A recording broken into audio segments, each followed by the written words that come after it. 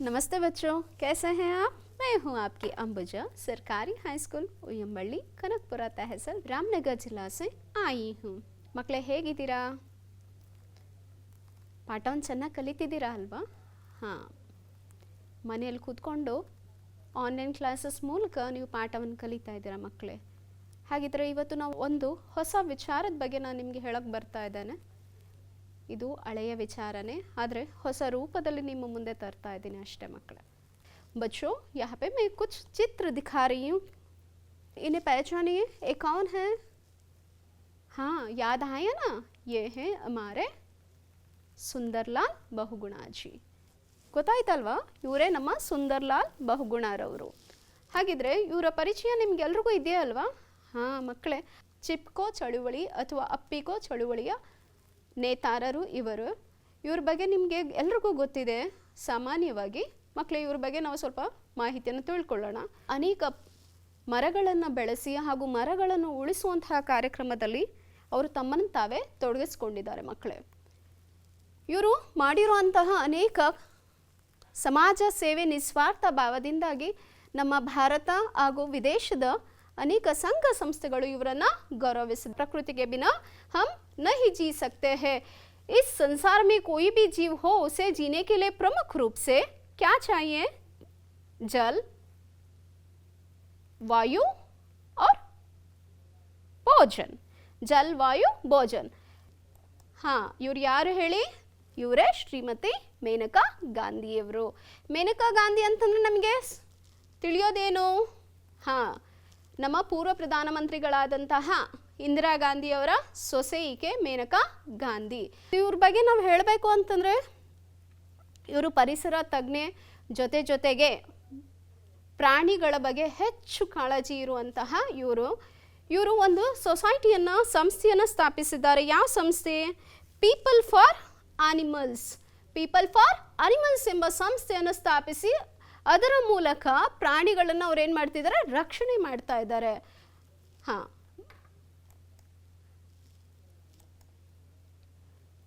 इन्हें पहचानिए है. ये कौन है? हाँ, ये है सलीम अली.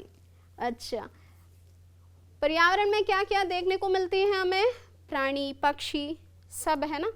तो पक्षियों के बारे में इन्होंने अध्ययन किया है, इसलिए इन्हें क्या कहते हैं हम?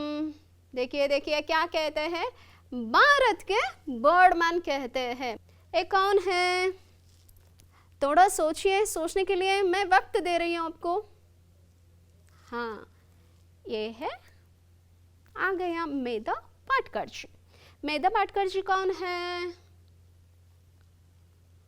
इनका नाम तो आपने बहुत सुना है ಮಕ್ಕಳೇ. ಇವ್ರ ಹೆಸರು ನೀವು ಕೇಳಿದ್ದೀರಾ? ಯಾರು ಇವರು? ಮೇಧಾ ಪಾಟ್ಕರ್ ಅವ್ರು ಯಾರು? ಹಾಂ, ಮೇಧಾ ಪಾಟ್ಕರ್ ಅವ್ರು ಯಾರಪ್ಪ ಅಂತಂದರೆ ನರ್ಮದಾ ನದಿಯನ್ನು ಉಳಿಸಿ ಎಂಬ ಆಂದೋಲನದ प्रमुख नेतारರು ಈಕೆ. देखेंगे आगे कौन है? ये कौन है बच्चों? ये तो आसान है आपके लिए. हाँ, ये है हमारी तिम्मक्का जी. हाँ, ये कौन है? हमारी तिम्मक्का जी, सालुमरदा तिम्मक्का. इनके बारे में आपको पता है ना? मुझे कहने की कोई ज़रूरत नहीं है, ऐसे नहीं समझती हूँ. हाँ बच्चों, ನೋಡಿ ಮಕ್ಕಳೇ, ಇವ್ರು ಯಾರು? ಇವ್ರು ನಮ್ಮೂರೇ, ನಮ್ಮ ಕರ್ನಾಟಕದ ಹೆಮ್ಮೆಯ ಮಗಳು ಈಕೆ. ಇವರೇ ನಮ್ಮ ಸಾಲುಮರದ ತಿಮ್ಮಕ್ಕರವರು. ಸಾಲುಮರದ ತಿಮ್ಮಕ್ಕ ಅವರು ಕರ್ನಾಟಕದಲ್ಲಿ ಜನಿಸಿದ್ದಾರೆ. ಇವರು ಗುಬ್ಬಿ ತಾಲೂಕಿನ, ತುಮಕೂರು ಜಿಲ್ಲೆಯ ಗುಬ್ಬಿ ತಾಲೂಕಿನ ಕಕ್ಕೇನಹಳ್ಳಿಯಲ್ಲಿ ಜನಿಸಿದ್ದಾರೆ. ಇವ್ರು ನೋಡಿ, ಇವರೊಬ್ಬರು ಅನಕ್ಷರಸ್ಥರು, ಅವರು ವಿದ್ಯಾವಂತರಲ್ಲ. ಜೊತೆಗೆ ಅವರ ನಿಸ್ವಾರ್ಥ ಸೇವೆ ನೋಡಿ ಮಕ್ಕಳೇ, ದೇಶ ವಿದೇಶದವರು ಈಕೆಯನ್ನು ಗುರುತಿಸ್ತಾರೆ. ನಾವು ಓದಿದ್ದೀವಿ, ವಿದ್ಯಾವಂತರು, ನಾವು ಒಬ್ಬ ಗ್ರ್ಯಾಜುಯೇಟ್ ಅಂದ್ಕೊಂಡ್ಬಿಟ್ಟು ನಮಗೆ ನಾವೇ ಬೀಗ್ತಾ ಇರ್ತೀವಿ. ಹಾಗಲ್ಲ ಮಕ್ಕಳು, ಯಾರು ಕಷ್ಟಪಟ್ಟು ನಿಸ್ವಾರ್ಥವಾಗಿ ನನಗೋಸ್ಕರ ಅಲ್ಲ, ಸಮಾಜಕ್ಕೋಸ್ಕರ ಯಾರು ಸೇವೆ ಮಾಡ್ತಾರೋ ಅವರನ್ನು ಖಂಡಿತ ಎಲ್ಲರೂ ಏನು ಮಾಡ್ತಾರೆ? ಹೊಗಳುತ್ತಾರೆ, ಅವರನ್ನು ಪ್ರಶಂಸಿಸ್ತಾರೆ. ಅವ್ರಿಗೆ ಸಿಗಬೇಕಾಗಿರೋಂಥ ಸ್ಥಾನಮಾನ ಸಿಗುತ್ತೆ. ಮಕ್ಕಳೇ, ಇವರು ನಮ್ಮ ತಿಮ್ಮಕ್ಕರವರು. ಇವರನ್ನ ಸಾಮಾನ್ಯವಾಗಿ ಎಲ್ಲರೂ ಏನಂತ ಕರಿತೇವೆ? ಸಾಲು ಮರದ ತಿಮ್ಮಕ್ಕ. ಏನಂತ ಕರಿತೇವೆ? ಸಾಲು ಮರದ ತಿಮ್ಮಕ್ಕ ಅಂತ ಕರಿತಾ ಇದ್ದೇವೆ. ಇವರಿಗೆ ರಾಷ್ಟ್ರೀಯ ಅಂತಾರಾಷ್ಟ್ರೀಯ ಪುರಸ್ಕಾರಗಳು ಹಾಗೂ ನಮ್ಮ ರಾಷ್ಟ್ರಪತಿಗಳಿಂದ ಇವರಿಗೆ ಅನೇಕ ಪ್ರಶಸ್ತಿ ಪುರಸ್ಕಾರಗಳು ದೊರೆತಿದೆ. ರಾಷ್ಟ್ರಪತಿಗಳು ಸಹ ಇವರನ್ನು ಸನ್ಮಾನಿಸಿದ್ದಾರೆ ಅಂತಂದರೆ ನಾವು ನೋಡಬೇಕು. ಒಂದು ಸಣ್ಣ ಹಳ್ಳಿಲಿ ಹುಟ್ಟಿ ಬೆಳೆದಂತಹ ಹೆಣ್ಣುಮಗಳು ರಾಷ್ಟ್ರ ಮಟ್ಟಕ್ಕೆ ಹೇರಿದ್ದಾರೆ ಅಂತಂದರೆ ಅವರ ಸಾಧನೆ ತುಂಬ ಅತ್ಯುತ್ತಮವಾದದ್ದು ಮಕ್ಕಳೇ. ಹಾಗಿದ್ರೆ ನಾನು ಇವತ್ತು ಯಾರ ಬಗ್ಗೆ ಮಾತನಾಡ್ತಾ ಇದ್ದೀನಿ ಅಂತ ನಿಮಗೆ ಗೊತ್ತಾಗಿದೆ. अच्छा बच्चों, आप लोगों को समझ में आई है कि आज मैं किन के बारे में आपसे बात करने जा रही हूँ? ये है हमारी वृक्ष प्रेमी तिम्मक्का. हाँ, ये तो ठीक बात है. आज हम वृक्ष प्रेमी तिम्मक्का जी के बारे में जानेंगे. किन के बारे में जानेंगे हम? ವೃಕ್ಷ ಪ್ರೇಮಿ ತಿಮ್ಮಕ್ಕಾಜಿ ಕೆ ಬಾರೆ ಮೇ ಜಾನೆಂಗೆ ಬಚ್ಚು. ನೋಡಿ, ಒಂದು ಮರದಲ್ಲಿ ತಿಮ್ಮಕ್ಕ ಅವರ ಆಕೃತಿಯನ್ನು ಮೂಡಿಸಿದ್ದಾರೆ. ಎಷ್ಟು ಸುಂದರವಾಗಿದೆ ಇದು. ನಾವೇನು ಹೇಳ್ತೀವಿ? ಸಿಂಬಾಲಿಕಲಿ ಅಂತ ಹೇಳ್ತೀವಿ, ಅಂತಂದರೆ ಸಿಂಬಾಲೈಸ್ಡ್ ಪಿಕ್ಚರ್ ಅಂತ ಹೇಳ್ತೀವಿ. ಮರನೇ ತಿಮ್ಮಕ್ಕ, ತಿಮ್ಮಕ್ಕನೇ ಮರ ಅನ್ನುವಂತಹ ಚಿತ್ರ ತುಂಬ ಚೆನ್ನಾಗಿದೆ ಅಲ್ವಾ ಮಕ್ಕಳೇ? ಇವರೇ ನಮ್ಮ ತಿಮ್ಮಕ್ಕರವರು. ಇವರ ಸಾಧನೆಗಳ ಬಗ್ಗೆ ತಿಳ್ಕೊಳ್ಳೋಣ, ಹೌದಲ್ವಾ ಮಕ್ಕಳೇ? ನಮ್ಮವರೇ ಆದಂತಹ ತಿಮ್ಮಕ್ಕ ನಿಜವಾಗ್ಲೂ ನಮ್ಮೆಲ್ಲರ ಗೌರವಕ್ಕೆ ಅರ್ಹರಾದವರು. तो बच्चों, इस पाठ का आशय क्या है? सालू मरद तिम्मक्का के अमूल्य पर्यावरण प्रेम का परिचय दिया गया है, जिससे बच्चे पर्यावरण की रक्षा करने अपना निष्ठापूर्ण सहयोग दे सकते हैं. ಹಾಗಿದ್ರೆ ಈ ಪಾಠವನ್ನು ಕಲಿಯೋ ಉದ್ದೇಶ ಏನು ಮಕ್ಕಳೇ? ಈ ಪಾಠದ ಉದ್ದೇಶ ಏನು ಅಂತಂದರೆ ನಮ್ಮ ಸಾಲು ಮರದ ತಿಮ್ಮಕ್ಕರವರ ಪರ್ಯಾವರಣ ಪ್ರೇಮದ ಬಗ್ಗೆ ತಿಳ್ಕೊಳ್ತೇವೆ ಈ ಪಾಠದ ಮೂಲಕ. ಹಾಗೆ ಇವರು ನಮಗೆ ಒಂದು ಪ್ರೇರಣೆ, ಹೇಗೆ ಮುಂದೆ ಬರುವಂತಹ ಮಕ್ಕಳಿಗೆ ಪರಿಸರವನ್ನು ಯಾವ ರೀತಿ ರಕ್ಷಣೆ ಮಾಡಬೇಕು ಅನ್ನೋದ್ರ ಬಗ್ಗೆ ನಮಗೆ ಹೇಳ್ಕೊಡ್ತಾರೆ ಅಲ್ವಾ ಮಕ್ಕಳೇ? ಹೌದು, ಖಂಡಿತ. तो पाठ के और जाने से पहले एक वीडियो क्लिपिंग देखकर आएंगे. तिम्मक्का जी के परिचय का एक वीडियो क्लिपिंग देखकर आएंगे.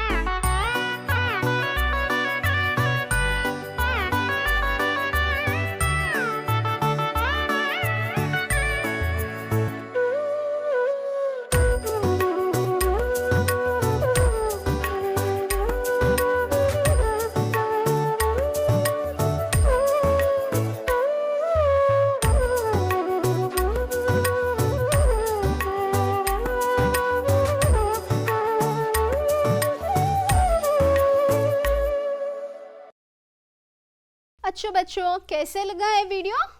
हाँ, बहुत अच्छा लगा ना? अच्छा बच्चों, अब हम पाठ की ओर जाएंगे. सालू मरद तिम्मक्का का नाम आज कर्नाटक के कोने कोने में व्याप्त है. कर्नाटक सरकार ने उन्हें इतने सारे पुरस्कार से सम्मानित किया है कि समाज सेवा के क्षेत्र में महिला एक मिसाल बन गई है. इस आदर्श महिला के जीवन के बारे में हम कितना जानते हैं? आइए ग्रामीण प्रदेश के गरीब परिवार में जन्म लेने वाली एक अनपढ़ महिला के उदात्त व्यक्तित्व एवं कार्य की परिचय पावे. तिम्मक्का का जन्म तुमकूरू जिला गुब्बी तालुक में एक छोटे से गांव कक्केनहಳ್ಳಿ में हुआ. उनके पिता चिक्करंगಯ್ಯ और माता विजयम्मा थे. तिम्मक्का इनकी 6 संतानों में से एक थी. तिम्मक्का के माँ बाप मेहनत मजदूरी करते हुए अपना पेट पालते थे. अच्छा बच्चों, देखिए यहाँ पे है कर्नाटक.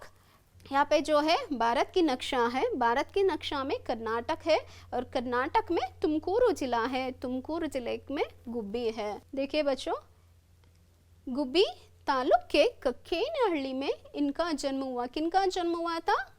तिम्मक्का जी की. ಭಾರತದ ನಕ್ಷೆಯಲ್ಲಿ ಕರ್ನಾಟಕ ರಾಜ್ಯದಲ್ಲಿ ತುಮಕೂರು ಜಿಲ್ಲೆ, ಇದು ನಮ್ಮ ತುಮಕೂರು ಜಿಲ್ಲೆ. ಈ ತುಮಕೂರು ಜಿಲ್ಲೆಯ ಗುಬ್ಬಿ ತಾಲೂಕಿನ ಕಕ್ಕೇನಹಳ್ಳಿಯಲ್ಲಿ ಯಾರ ಜನ್ಮ ಆಯಿತು? ನಮ್ಮ ತಿಮ್ಮಕ್ಕರವರ ಜನ್ಮ ಆಯಿತು. तिम्मक्का के पति का नाम बिक्कड़ा चिक्कैया था. तिम्मक्का का पति का नाम क्या था? बिक्कड़ा चिक्कैया था. वे भी अनपढ़ थे. रोज दूसरों के खेत में पसीना बहाकर काम किया करते थे. इस दंपति को एक एक कौर के लिए कड़ी मेहनत करनी पड़ती थी. कमाई भी बहुत कम थी. यदि एक दिन मजदूरी नहीं करते तो उन्हें भूखे रहना पड़ता था. ಮಕ್ಕಳಲ್ಲಿ ನಾವು ನೋಡ್ತಾ ಇದ್ವಿ ಅವರ ಯಜಮಾನರು ಬಿಕ್ಕಳ ಚಿಕ್ಕಯ್ಯ ಹಾಗೂ ತಿಮ್ಮಕ್ಕರವರ ಚಿತ್ರವನ್ನು ನಾವು ನೋಡ್ತಾ ಇದ್ದೇವೆ. ಪರಿಶ್ರಮ, ಮೆಹನತ್ ಅಂತಂದರೆ ಕಷ್ಟಪಟ್ಟು ದುಡಿಯುವಂತಹ ನಾವು ದೃಶ್ಯವನ್ನು ನೋಡ್ತಾ ಇದ್ದೇವೆ. ತಿಮ್ಮಕ್ಕ निसंतान थी. पति पत्नी बच्चों के लिए तरस जाते थे. अंत में उन्होंने एक बच्चे को गोद लिया. दत्तक पुत्र के सगे माँ बाप को लोगों की कटु निंदा सुननी पड़ी. अपने बेटे को वापस ले लिया. अपना दत्तक पुत्र को कर तिम्मक्का बहुत दुखी हुई. लेकिन सन 2005 में उन्होंने बल्लूर के उमेश बियन को पुत्र के रूप में अपनाया, जो अब उनकी देखभाल कर रहे हैं. अच्छा बच्चों, अब हमने ಆದರ್ಶ ವಾಚನ ಸುನಾನ. ಮಕ್ಕಳೇ, ಇಷ್ಟೊತ್ತು ಆದರ್ಶ ವಾಚನವನ್ನು ಕೇಳಿದ್ರಿ ಅಲ್ವಾ? ಹಾಂ, ಆದರ್ಶ ವಾಚನದಲ್ಲಿ ನಿಮಗೆ ಗೊತ್ತಾಯಿತು, ಕೆಲವೊಂದು ಪದಗಳು ನಿಮಗೆ ಅರ್ಥ ಆಗಲಿಲ್ಲ ಅಲ್ವಾ? ಅವೆಲ್ಲ ಹೊಸ ಪದಗಳು. ಹೊಸ ಪದದ ಅರ್ಥವನ್ನು ನೋಡೋಣ ಹಾಗಿದ್ರೆ. हाँ, नहीं ये शब्दों का अर्थ देखेंगे बच्चों. देखिए, पहला शब्द कौन सी है बच्चों? मिसाल. मिसाल का अर्थ क्या है? उदाहरण. हाँ, तिम्मक्का समाज सेवा के लिए एक मिसाल बन गई है ना? हाँ, अच्छा, ಒಂದು ಉದಾಹರಣೆ ಕನ್ನಡದಲ್ಲಿ.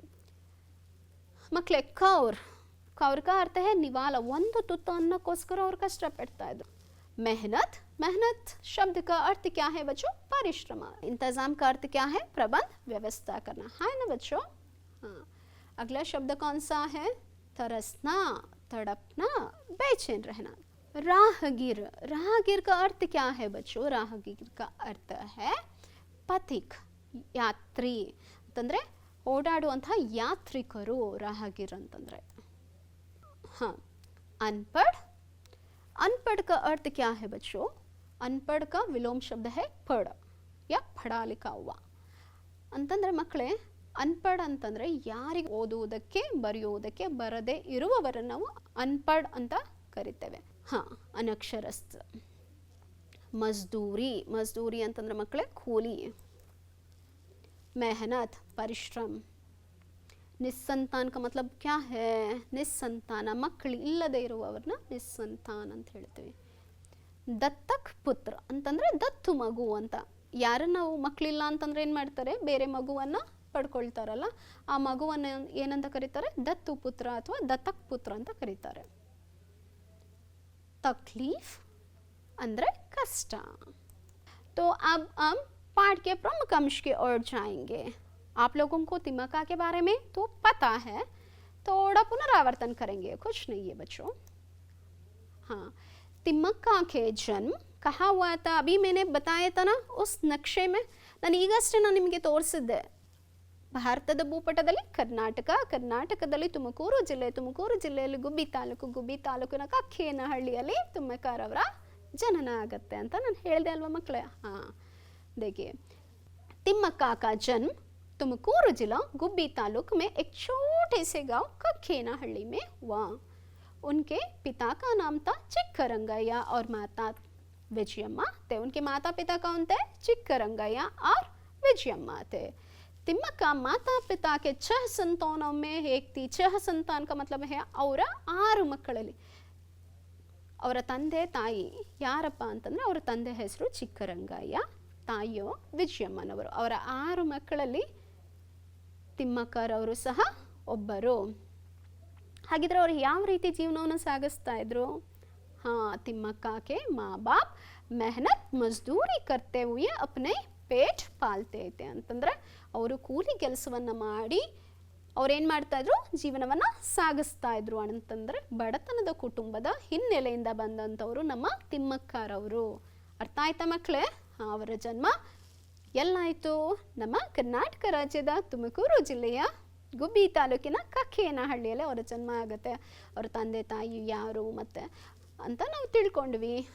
ಅವ್ರು ಯಾವ ರೀತಿ ಪರಿಶ್ರಮದಿಂದ ಜೀವನವನ್ನು ನಡೆಸ್ತಾ ಇದ್ರು ಅಂತ ನಮಗೆ ಗೊತ್ತಾಯ್ತಲ್ವ ಮಕ್ಕಳೇ? ಮುಂದೆ ನೋಡೋಣ. ಕೂಲಿ ಕೆಲಸ ಮಾಡ್ತಾ ಇರುವಂತಹ ಒಂದು ದೃಶ್ಯವನ್ನು ನಾವಿಲ್ಲಿ ನೋಡ್ತಾ ಇದ್ದೀವಿ ಮಕ್ಕಳೇ.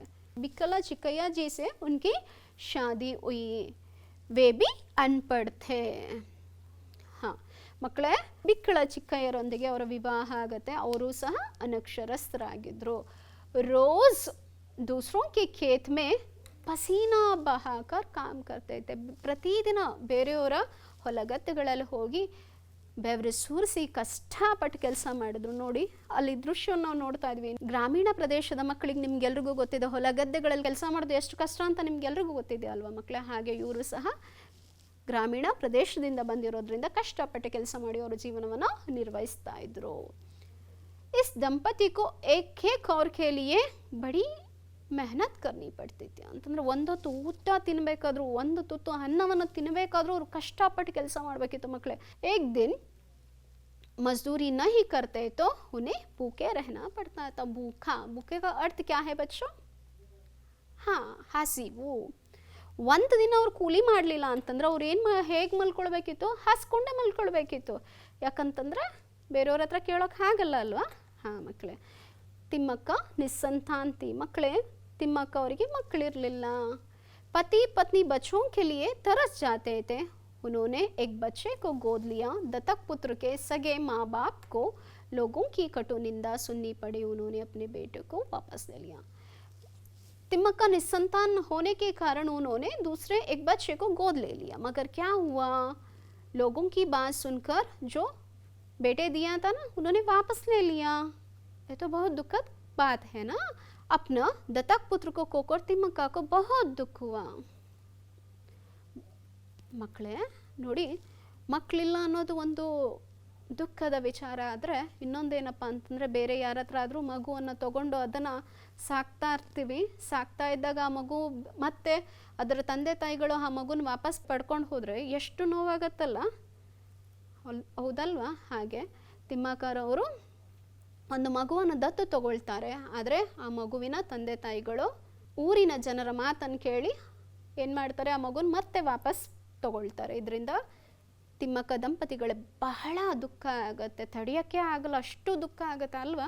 ನಾವೇನಾದರೂ ಒಂದು ಪುಟ್ಟ ಪ್ರಾಣಿ ನಾವು ಸಾಕಿದ್ದೀವಿ ಅಂದ್ಕೊಳ್ಳಿ, ಆ ಪ್ರಾಣಿಗೇನೋ ಒಂಚೂರು ನೋವಾಯಿತು ಅಂತ ನಮ್ಗೆ ಎಷ್ಟು ದುಃಖ ಆಗುತ್ತಲ್ಲ. ಹಾಗೆ ಮಕ್ಕಳಿಲ್ಲದೆ ಅವ್ರಿಗೆ ಮಗು ಬಂದು ಮತ್ತೆ ಆ ಮಗು ವಾಪಸ್ ಹೋದ್ರೆ ಎಷ್ಟು ದುಃಖ ಆಗುತ್ತಲ್ವಾ? ಹೌದಲ್ವಾ? ಅವ್ರಿಗೆ ತುಂಬ ದುಃಖ ಆಯಿತು. ಮುಂದೊಂದು ದಿನ ತಿಮ್ಮಕ್ಕರವರು ಬಲ್ಲೂರಿನ ಉಮೇಶ್ ರವರನ್ನು ತಮ್ಮ ದತ್ತುಪುತ್ರನಾಗಿ ಪಡ್ಕೊಂಡಿದ್ದಾರೆ. ಅವರು ಈಗ ತಿಮ್ಮಕ್ಕರವರ ರಕ್ಷಣೆಯನ್ನು ಮಾಡ್ತಾ ಇದ್ದಾರೆ. ಬಚ್ಚು ಯಹ ಪರ್ ದೇಖಿಯೇ, ಅವರು ದಂಪತಿಗಳು ಏನು ಮಾಡಿದ್ರು? ದಂಪತಿಗಳು ಬಹಳ ನೋವು ದುಃಖ ಆಯಿತು. ಏನಪ್ಪ ಮಾಡಿದ್ದು? ಮಕ್ಕಳಿಲ್ಲ. ನಮ್ಮ ಸಂಪ್ರದಾಯದಲ್ಲಿ ಏನಪ್ಪ ಅಂತಂದರೆ, ಮಕ್ಕಳಿಲ್ಲ ಅಂತಂದರೆ ಮೋಕ್ಷ ಸಿಗಲ್ಲ ಅಂತ ಹೇಳ್ತಾರೆ ಅಲ್ವಾ ಮಕ್ಕಳೇ? ಅದು ಎಷ್ಟು ಸರಿನೋ ತಪ್ಪೋ ನಮಗೆ ಗೊತ್ತಿಲ್ಲ. ಅವ್ರು ಏನು ಮಾಡ್ತಾರೆ, ಹಾಗಿದ್ರೆ ಯಾವುದಾದ್ರು ಒಂದು ಪುಣ್ಯದ ಕೆಲಸವನ್ನು ಮಾಡೋಣ ಅಂತ ಮುಂದಕ್ಕೆ ಹೋಗ್ತಾರೆ. ಆ ಪುಣ್ಯದ ಕೆಲಸ ಏನಪ್ಪ ಅಂತಂದರೆ, ಉನ್ಕೆ ಗಾಂವ್ ಮೇ ಶ್ರೀರಂಗ ಸ್ವಾಮೀಜಿ ಕಾ ಮಂದಿರ್ ಥಾ. ಅಂತಂದರೆ ಅವರ ಹಳ್ಳಿಯಲ್ಲಿ ಶ್ರೀರಂಗ ಸ್ವಾಮಿಗಳ ಒಂದು ದೇವಸ್ಥಾನ ಇತ್ತು. ಆ ದೇವಸ್ಥಾನದಲ್ಲಿ ಪ್ರತಿ ವರ್ಷ ಏನಾಗ್ತಾ ಇತ್ತು, ಜಾತ್ರೆ ನಡೀತಾ ಇತ್ತು. ಮಕ್ಕಳು, ಇಲ್ಲಿ ಜಾತ್ರೆಯ ದೃಶ್ಯಗಳನ್ನ ನಾವಿಲ್ಲಿ ನೋಡ್ತಾ ಇದ್ದೇವೆ. ದೇವಸ್ಥಾನ ಜಾತ್ರೆಯ ದೃಶ್ಯವನ್ನು ನೋಡ್ತಾ ಇದ್ದೇವೆ. ಹಾಗೆ ಆ ಜಾತ್ರೆಗೆ, ಹಳ್ಳಿಗಳ ಜಾತ್ರೆಗಳಲ್ಲಿ ಏನಾಗುತ್ತೆ, ಕುರಿ, ಮೇಕೆ, ಹಸು, ದನ ಎಲ್ಲನೂ ಏನು ಮಾಡ್ತಾರೆ, ಮಾರಾಟವನ್ನು ಮಾಡ್ತಾರೆ. ಇಲ್ಲಿ ಮಾರಾಟ ಮಾಡುವಂಥ ದೃಶ್ಯವನ್ನು ನೋಡ್ತಾ ಇದ್ದೇವೆ. ಜೊತೆಗೆ ಬರುವಂಥ ಹಸು ಕರುಗಳಿಗೆ ಆಹಾರ ಬೇಕಾಗುತ್ತೆ, ನೀರು ಬೇಕಾಗಿರುತ್ತೆ. ನೀರಿನ ಸಮಸ್ಯೆ ಅಲ್ಲಿ ಇದ್ದಿದ್ದರಿಂದ ಬರುವಂತಹ ದನ ಕರುಗಳಿಗೆ ಕುಡಿಯೋ ನೀರಿನ ವ್ಯವಸ್ಥೆಯನ್ನು ಮಾಡ್ತಾರೆ. ಇದು ಅವರು ಮಾಡಿದಂತಹ ಪ್ರಥಮ ಧಾರ್ಮಿಕ ಕೆಲಸ ಅಥವಾ ಧರ್ಮದ ಕೆಲಸ ಅಂತ ನಾವು ಹೇಳಬಹುದು ಮಕ್ಕಳೇ. ಇಲ್ಲಿಂದ ಅವರ ಜೀವನದ ಧಾರ್ಮಿಕ ಆದಿ ಅಥವಾ ಧರ್ಮದ ಆದಿ, ನಿಸ್ವಾರ್ಥದ ಆದಿ ಶುರು ಆಗುತ್ತೆ. ये तो पहला हो गया, बाद में क्या हुआ? मुझे और भी कुछ काम करना है. क्या काम करना है? उन्होंने दोनों ओर उन्होंने क्या किया, पेड़ लगाने का काम शुरू किया। उन्होंने रास्ते के दोनों ओर पेड़ लगाने का काम शुरू किया। आप देख रहे हैं ना बच्चों, यहाँ पे कितनी अच्छी लग रही है ना ये दृश्य। ಮಕ್ಕಳು ಈ ದೃಶ್ಯವನ್ನು ನೋಡ್ತಾ ಇದ್ದೀರಲ್ಲ, ಎಷ್ಟು ಚೆನ್ನಾಗಿ ಕಾಣಿಸ್ತಾ ಇದೆ ಅಲ್ವಾ? ಹಾಂ, ಅವ್ರು ಏನು ಮಾಡ್ತಾರೆ, ಮೊದಲನೇ ವರ್ಷ 10, ಹಾಗೆ ಎರಡನೇ ವರ್ಷ ಇನ್ನೊಂದು 10, ಹೀಗೆ 10 ವರ್ಷಗಳು ನಿರಂತರವಾಗಿ ಮರಗಳನ್ನ ಬೆಳೆಸ್ತಾ ಬರ್ತಾರೆ. ಎಲ್ಲಿ ಬೆಳೆಸ್ತಾ ಇದ್ದಾರೆ ಅವರು? ಅವ್ರ ಮನೆ ಮುಂದೆ ಬೆಳೆಸ್ಕೊಂಡಿದ್ದಾರಾ? ಇಲ್ಲ, ಅವ್ರ ಮನೆ ಮುಂದೆ ಬೆಳೆಸಲಿಲ್ಲ. ಅವ್ರು ಏನು ಮಾಡ್ತಾರೆ, ಹುಲಿಕಲ್ ಹಾಗೂ ಕುದೂರ್ನ ಮಧ್ಯೆ ನ್ಯಾಷನಲ್ ಹೈವೇ ಏನಿದೆಯೋ ಅಲ್ಲಿ ಓಡಾಡುವಂತಹ ಜನಗಳಿಗೆ ಏನಿರಲಿಲ್ಲ, ನೆರಳೇ ಸಿಗ್ತಿರ್ಲಿಲ್ಲ, ಓಡಾಡೋದು ಬಹಳ ಕಷ್ಟ ಆಗ್ತಾಯಿತ್ತು.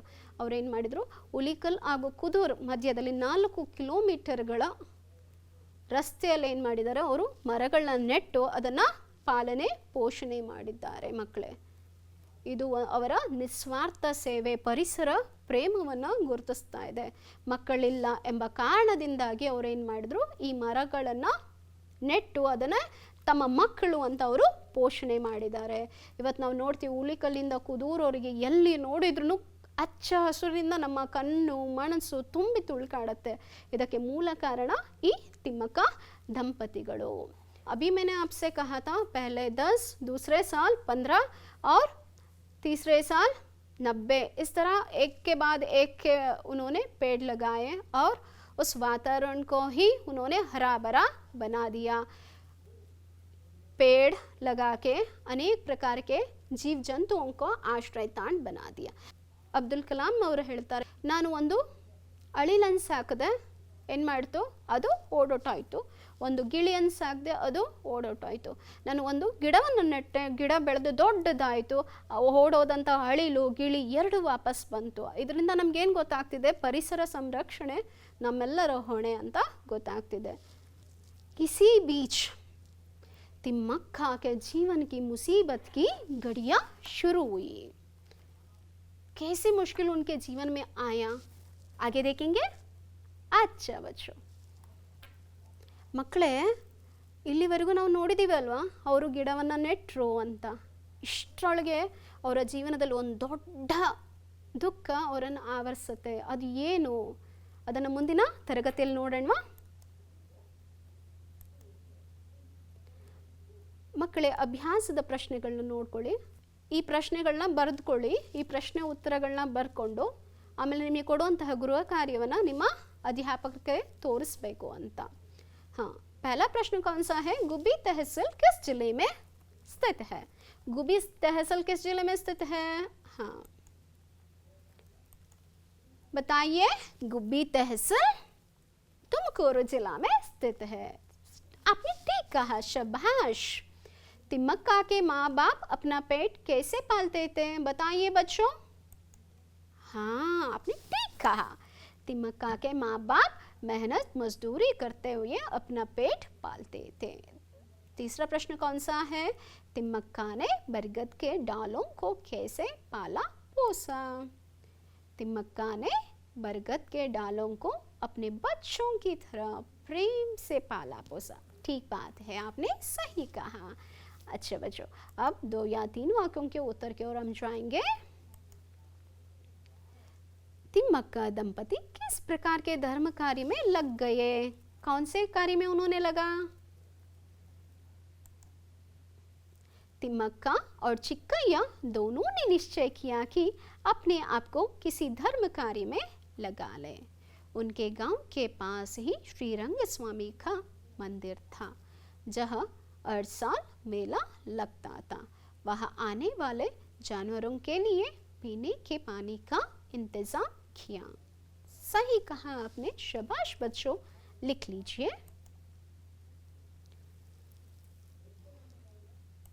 आपके लिए और एक क्रियाकलाप है, देखो बच्चों।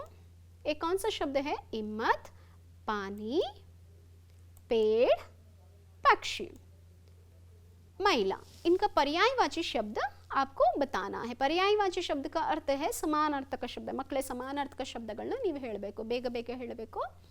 हाँ बताइए. हिम्मत का समानार्थक शब्द है धैर्य, साहस। पानी का क्या है? जल, सलील। आपने ठीक कहा बच्चों, शाबाश। पेड़ का समानार्थक शब्द क्या है? वृक्ष, पादप। ठीक बात है बच्चों। पक्षी के लिए पंछी, चिड़िया। महिला के लिए है स्त्री, औरत। आपने सही उत्तर दिया, शाबाश बच्चों। अब और आगे जाएंगे। अनेक शब्दों के लिए एक शब्द लिखिए ಅಂತಂದ್ರೆ ಏನು ಮಕ್ಕಳೇ, ನಾವು ಎಷ್ಟೊಂದು ಪದಗಳನ್ನು ಹೇಳೋದು ಬದಲು ಒಂದೇ ಪದದಲ್ಲಿ ಅದ್ರ 4-5 ಪದದ ಅರ್ಥ ಬರೋ ಹಾಗೆ ಅನೇಕ ಪದಗಳಿಗೆ ಒಂದು ಪದದ ಅರ್ಥ ಹೇಳಿ. ಉದಾಹರಣೆಗೆ निसंतान। हाँ देखिए, जो पति पत्नी हो उसे हम क्या कहते हैं? ದಂಪತಿ. ದಂಪತಿಗಳು ಬಂದ್ರು ಅಂತ ಕರಿತೀವಿ, ಗಂಡ ಹೆಂಡತಿ ಬಂದ್ರು ಅಂತ ಸಪ್ರೇಟ್ ಹೇಳಲ್ಲ, ದಂಪತಿಗಳು ಅಂತ ಹೇಳ್ತೀವಿ. जिसकी कोई संतान ना हो उसे हम क्या कहते हैं? निसंतान। ठीक बात है। राह पर चलने वाला, हाँ उत्तर दीजिए मुझे। शाबाश बच्चों, राहगीर। ठीक है। जो पढ़ा लिखा ना हो इसे हम क्या कहते हैं? सोचो, अभी मैंने कहा था अनपढ़। ठीक कहा, शाबाश बच्चों।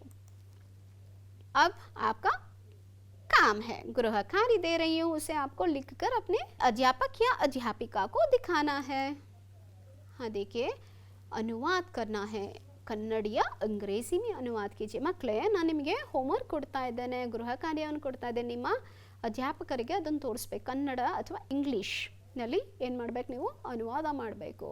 ಮೊದಲನೇ ಪ್ರಶ್ನೆ ಏನಪ್ಪ ಅಂತಂದರೆ, ಅಪ್ನಾ ದತ್ತಕ್ ಪುತ್ರ ಕೋ ಕರ್ ತಿಮ್ಮಕ್ಕ ಬಹುತ್ ದುಃಖಿ ಹುಯಿ. ಬರ್ಕೊಳ್ತಾ ಇದ್ದೀರಾ ಅಲ್ವಾ ಮಕ್ಕಳೇ? ಬೇಗ ಬರ್ಕೊಳ್ಳಿ. ಎರಡನೇ ಪ್ರಶ್ನೆ ಏನು? समाज सेवा के क्षेत्र में तिम्मक्का एक मिसाल बन गई है. तीसरा प्रश्न है, रोज दूसरों के खेत में पसीना बहाकर काम किया करते थे.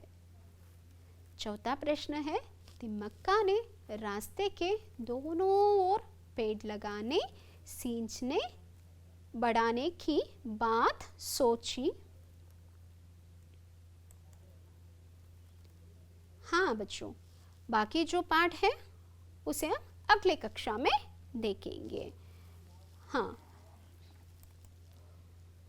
बच्चों, मैं समझती हूँ सालु मರದ तिम्मक्का, हमारी वृक्ष प्रेमी तिम्मक्का जी के बारे में आपको मालूम हुआ है, उनकी प्रारंभिक जीवन के बारे में. ಮಕ್ಕಳೇ, ನೀವು ಸಾಲು ಮರದ ತಿಮ್ಮಕ್ಕ ಅಥವಾ ನಮ್ಮ ವೃಕ್ಷ ಪ್ರೇಮಿ ತಿಮ್ಮಕ್ಕರವರ ಪ್ರಾರಂಭಿಕ ಜೀವನದ ಬಗ್ಗೆ ತಿಳ್ಕೊಂಡಿದ್ದೀರಾ? ಇದಕ್ಕೂ ಮುಂಚೆ ಒಂದು ಸಣ್ಣ ಕವಿತೆಯನ್ನು ಹೇಳಕ್ಕೆ ಇಷ್ಟಪಡ್ತಾನೆ. ಇದು ನಮ್ಮ ಡಾಕ್ಟರ್ ರಾಜ್ಕುಮಾರ್ ಅವರು ಹಾಡಿರೋಂತಹ ಹಾಡು. ಆಗದು ಎಂದು ಕೈಲಾಗದು ಎಂದು ಕೈ ಕಟ್ಟಿ ಕುಳಿತರೆ ಆಗದು ಕೆಲಸವು ಮುಂದೆ, ಆಗದು ಕೆಲಸವು ಮುಂದೆ. ಹೇಗಿದೆ ಮಕ್ಕಳೇ? ಯಾಕೆ ಈ ಹಾಡನ್ನು ಹೇಳ್ತಾ ಇದ್ದೀನಿ ಅನ್ನೋದು ನಿಮಗೆ ಮುಂದಿನ ತರಗತಿಯಲ್ಲಿ ಗೊತ್ತಾಗತ್ತೆ, ಹೌದಲ್ಲ ಮಕ್ಕಳೇ? ಹಾಗಿದ್ರೆ ನಾನು ಹೋಗಿ ಬರ್ತೀನಿ. ಅಲ್ಲಿವರೆಗೂ ನೀವು ನಾ ಕೊಟ್ಟಂಥ ಹೋಮ್ವರ್ಕ್ನ ಬರೆದು ನಿಮ್ಮ ಅಧ್ಯಾಪಕರಿಗೆ ತೋರಿಸಿ, ಹಾಗೂ ವೃಕ್ಷ ಪ್ರೇಮಿ ತಿಮ್ಮಕ್ಕರ ಬಗ್ಗೆ ಇನ್ನಷ್ಟು ಮಾಹಿತಿಗಳನ್ನ ತಿಳ್ಕೊಳ್ಳಿ. ಹೋಗಿ ಬರಲಾ? ಹಾಗಿದ್ರೆ ಮುಂದಿನ ತರಗತಿಯಲ್ಲಿ ನಿಮ್ಮನ್ನು ಭೇಟಿ ಆಗ್ತೀನಿ. ಧನ್ಯವಾದಗಳು.